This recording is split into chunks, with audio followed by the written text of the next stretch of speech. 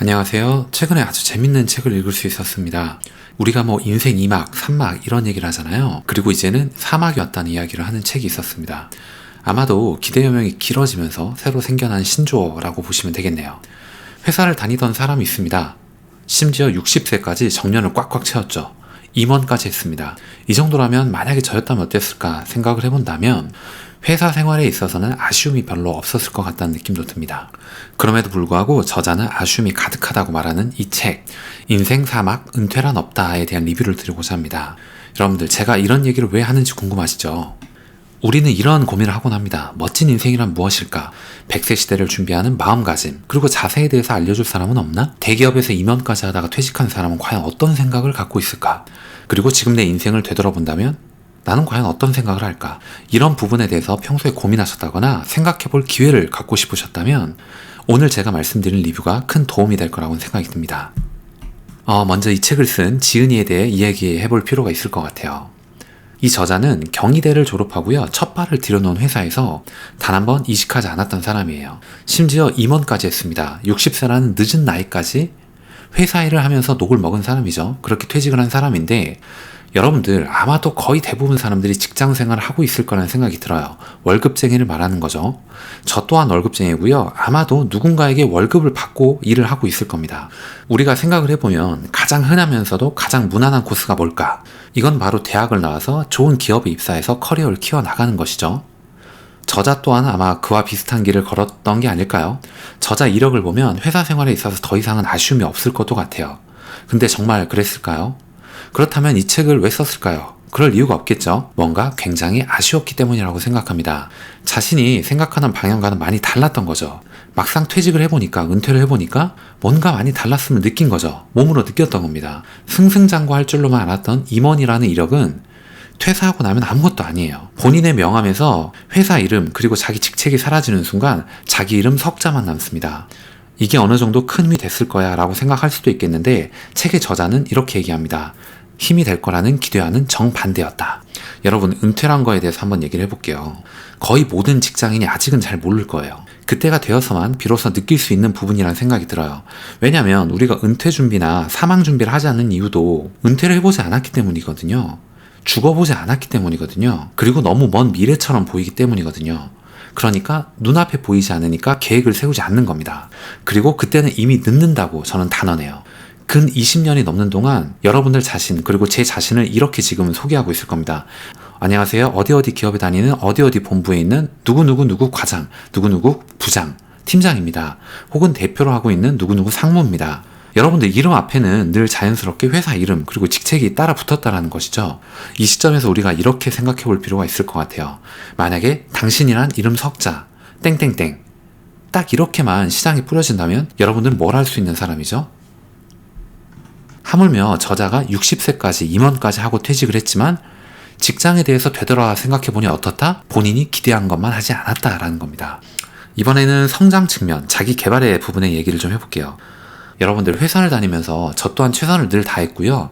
앞으로도 그렇게 할 예정입니다. 간혹 회사에 지나치게 편중된 어떤 삶을 살다 보면 듣게 되는 게 바로 뭘까요? 저는 번아웃이라고 생각하거든요. 수많은 사람들이 퇴사를 꿈꿉니다. 그리고 파이어족을 꿈꿔요. 혹시나 명예퇴직을 하게 되면 남편이 설 자리가 없다는 얘기도 간혹 듣죠. 그리고 저는 회사를 다니면서 짧은 시간이지만 집에 이렇게 본인의 의지와 상관없이 짐을 싸서 가시는 과장님, 부장님들을 봤어요. 그분들이 하나같이 하는 얘기는 이겁니다. 이렇게나 충성했었는데 이런 말을 하면서 늘 아쉬워하고 분노하곤 해요. 그러면서 집에 갑니다. 대한민국은 제가 보기에는 아직은 회사에 충성하는 구조를 따르고 있고요. 미덕으로 바라보고 있다고 생각합니다. 아침 일찍 출근하고 누구보다 늦게 퇴근하는 게 그게 바로 최고의 직장인인 셈이죠. 가정보다는 회사의 일이 더 중요하다라고 생각해요. 여러분들은 어떻게 생각하세요? 하루 24시간 중에 한번 볼게요. 깨어있는 시간은 자는 시간 7시간 정도를 빼면 대략 한 17시간 정도가 되겠죠. 출근을 위해서 기상하는 아침 6시부터 퇴근 시간 저녁 6시까지만 해도 12시간입니다. 거기에 야근 30분, 그리고 저녁 회식한다 그러면 3시간 정도 이렇게 빼게 되면 여러분들이 자기 전에 갖는 시간은 고작 1시간이에요. 고작 1시간이란 말입니다. 여러분들 이 고작 1시간 이렇게 생각하실 수도 있는데 이 퇴근 후에 이 시간을 자신이 어떻게 사용하느냐에 따라 미래는 많이 달라진다고 생각해요. 저녁에 늘 집에 늦게 들어가는 남자는 집에 가면 늘 자녀는 자고 있겠죠. 아니면 방에 틀어박혀 있을 겁니다. 왜냐하면 그게 자연스럽거든요. 그러니까 남편이자 가장이 집에 일찍 들어오지 않거든요. 그러니까 아빠는 그냥 늦게 들어오는 존재예요. 집에 들어와도 본인과 별로 대화를 나누지 않는 사람, 늘 피곤에 쩔어 있는 사람, 그리고 그냥 자는 사람, 주말에는 누워있는 사람, 이렇게 되는 겁니다. 아내는 자녀들과 이미 식사를 하고요, 혼자만의 시간을 잘 보내고 있어요. 그에 반해서 지쳐버린 남편은 집에 와서 아무것도 하고 싶지 않을 겁니다. 이미 여러분들은 에너지의 90%를 모두 소진하고 돌아왔기 때문이에요. 집은 그저 자는 곳이 될 뿐입니다. 이렇게 된다면 어떻게 될까요? 심지어 자기 개발을 위한 시간은 단 10분도 쓰지 않는다면 어떻게 될까요?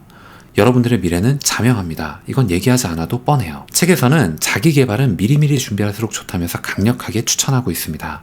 저자는 특히 운동, 그리고 독서를 말하고 있어요. 독서의 중요성은 저도 굉장히 많이 느끼고 공감하고 있지만 시대를 막론하고 늘 나오는 얘기라는 생각이 듭니다. 저 또한 하루 독서를 30분 이상은 반드시 지키고자 노력하고 있어요. 저라고 시간이 남들보다 더 많을까요? 저라고 하루 28시간이 주어지는 걸까요? 아닙니다. 그저 조금 더 부지런히 시간을 활용하고자 의도적으로 노력하는 것 뿐이죠. 타인의 경험을 간접적으로 듣고 생각해 볼 수 있는 유용한 방법은 저는 단언코 독서뿐이라고 생각하기 때문입니다. 이번에는 사람관계, 인간관계, 가족관계 모두 중요하지만 현실적으로 가장 와닿는 문제점 중 하나인 경제적 자금 부분 얘기를 해볼게요. 우리가 돈을 버는 이유를 한번 생각해보죠. 생존을 위한 부분이 있을 겁니다. 생존권이 보장이 되어야만, 안전하게 보장되어야만 그 이상의 가치를 추구할 수 있잖아요. 즉 배가 불러야만, 등이 따스워야만 자기 개발의 욕구도 생길 수 있다는 거죠. 60세에 만약에 퇴직한다고 하면 아주 훌륭한 회사 생활을 한 거라고 볼 수 있어요. 그럼에도 불구하고 100세 시대를 준비한다면 어떨까요? 무려 40년 동안 이 긴 시간을 소득 없이 소비만 해야 하는 상황이 옵니다. 여러분들 대안이 있나요? 우리는 그러면 어떤 대안을 마련할 수 있을까요? 책에서는 간략하고 직관적으로 기본적인 지침을 얘기하고 있습니다. 이것만 지키셔도 그래도 조금은 나아지지 않을까라는 생각이 들어요. 4가지를 얘기하는데요. 첫 번째는 최선의 방법은 수입을 늘리고 지출을 줄이는 것이다. 경쟁력을 유지해서 오랫동안 일하는 게 바로 그런 거겠죠. 이보다 더 좋은 건 없을 거예요. 두 번째는 시간당 소득을 올려서 미래를 위한 저축을 하는 거죠. 시간의 중요성을 빨리 인지해야 되는 겁니다. 세 번째는 돈이 돈을 버는 구조를 만드는 거예요. 이것을 바로 우리가 자본이 돈을 계속 벌어다주는 이런 구조라고 얘기를 합니다. 재테크를 공부해야만 알 수 있는 거고요. 우리가 흔히 얘기하는 경제적 자유라는 그런 단어를 의미하는 겁니다. 넷째는 지출을 줄이는 거예요. 현 상황을 직시하고요, 정확하게 장기 계획을 세우는 겁니다. 이 책을 읽으면서 이런 생각이 들었어요. 쉬운 것 같으면서도 어려운 것이 재무설계, 그리고 인생설계라는 생각 말이죠. 그렇기 때문에 모두들 뒤로 미룹니다. 차일피일하기 일수라고 생각해요. 제가 책을 꾸준히 읽는 이유, 그리고 이런 내용들을 자꾸 여러분들에게 공유하고 요약해드리는 가장 큰 이유는 바로 제 자신에게 채찍을 가하는 기회가 될 수 있기 때문이라고 생각합니다. 동기부여를 받을 수 있기 때문이죠. 나태해진 제 자신에게 생각할 기회를 주는 거라고 생각해요. 여러분들께서도 책 인생 사막, 은퇴란 없다를 읽어보시면서 현재 내 상황에 대해서 체크해보시고 구체적인 장기 계획을 세워보시는 것은 어떨까요? 그리고 이 내용이 조금이라도 도움이 되셨다면 여러분들의 소중한 사람들에게 이 내용을 공유하세요. 오늘은 4명에게 한번 공유를 해보시는 것도 좋을 것 같습니다. 오늘 말씀드렸던 내용을 다시 한번 2문장으로 정리를 해볼게요. 목표 그리고 방향만 맞다면 시간이 걸리더라도 꾸준히 장기적으로 해나가는 게 맞다. 보험사 회사 생활 커리어를 길게 하다 보니까 저자의 예시들이 너무 보험사에 치우쳐져 있는 듯하다. 오늘 내용은 여기까지 하겠습니다. 다음 시간에 더 좋은 내용, 더 좋은 컨텐츠를 가지고 인사드리도록 하겠습니다. 오늘 드린 얘기가 조금이라도 도움이 되셨다면 좋아요 그리고 구독 잊지 마시고 여러분들의 소중한 사람 4명을 한번 떠올려 보시고 공유해 주시기 바랍니다. 감사합니다.